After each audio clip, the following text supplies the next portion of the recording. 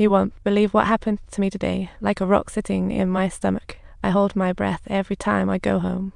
Because as soon as I open the door, I can see the disappointment in my mum's eyes, and she starts bringing up someone else's accomplishments. The next town over is having babies left and right, or someone's already spoiling their grandkids. In this 10-year-long wedding marathon, we're like battle-scarred losers. On that day, my mum felt ill. I rushed her to the hospital, yet she teased I dressed like a homeless man. Not until she mentioned Dr. White did I realize it was another arranged blind date. Mum, don't do this. I often wonder why society is so harsh on single women. We're living our best lives. We have successful careers. We're financially independent, yet we're always under those pitying gazes. Marriage shouldn't feel like a competition. Why rush to hand in the exam just to meet others' expectations and escape mum's nagging?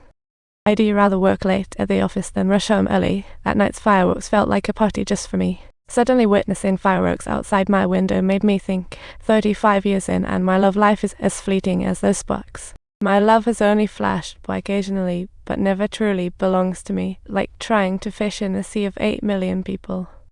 It's tough to find someone to love in this city. Sometimes fate feels like a ghost. The next day at the office, my access card vanished. Confused, an unknown card appeared.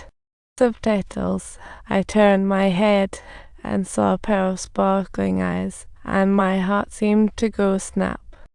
Like a crack opening on an icy lake. Her name is Marcel, the new assistant. A pleasant surprise. At 25, she's a solid 10 years younger than me, making me seriously confront my age. This realization had me on alert. I kept reminding myself not to act like a fool around her. While I was staring at her, the boss paired me with Marcel for a project, and she asked with concern why I was in a mask. The way she was dressed in a fitted outfit reminded me of that lovely stray cat at my hometown. Although the project discussion had its bumps, I wrapped it up successfully with my genius. On the way back, Marcel looked at me with admiration. You are truly amazing, Saint Sister. I really need to learn from you. Suddenly we remembered we hadn't had dinner, and Marcel suggested going to her favorite noodle shop. I was going to decline, but seeing her bright eyes, I cluelessly agreed. The noisy noodle shop made me a bit uncomfortable, especially the greasy tables and chairs. The loud conversations made me subconsciously frown. Yes, she confidently ordered 2 beef noodles and insisted the chef add lots of cilantro. When the noodles arrived, she gobbled them down without a care, tiny beads of sweat popping up on her forehead, with soup on her lips. I couldn't help but laugh. This girl was so refreshingly genuine and adorable. My heart raced unexpectedly. Love can be that simple, just a bowl of noodles and a joke. In the following days, I took my mom for a follow-up appointment at the hospital. But on the way home, we erupted into another fierce argument, both of us slinging harsh words at each other. Don't worry, I'll make sure you never get to hold a grandchild.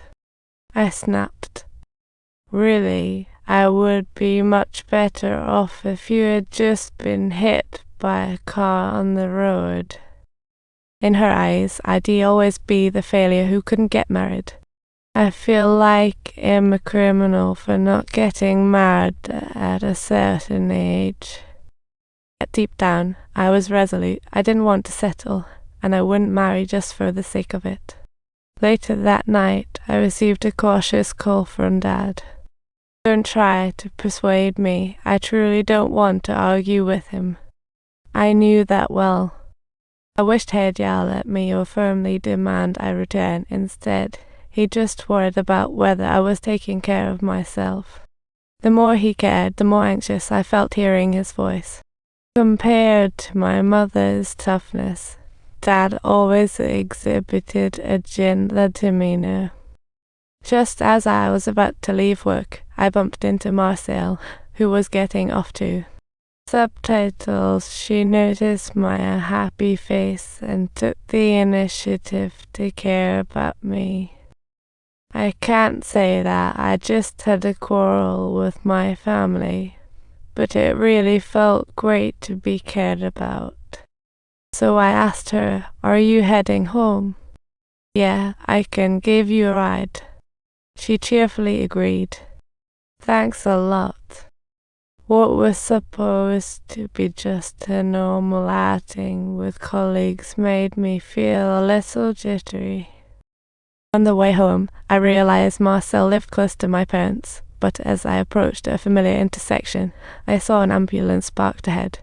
Before I could process it, my dad rushed onto the ambulance. My emotions spiraled. I hurriedly pushed the door open to see what was happening. But just as I acted, the ambulance pulled away. I ran frantically, only catching a glimpse of Dad's worried silhouette in the back. When I rushed to the hospital, Mum was already in the ER. Her fate unknown, my mind blanked until the doctor said they'd acted promptly. If you like this story, please don't forget to like and subscribe.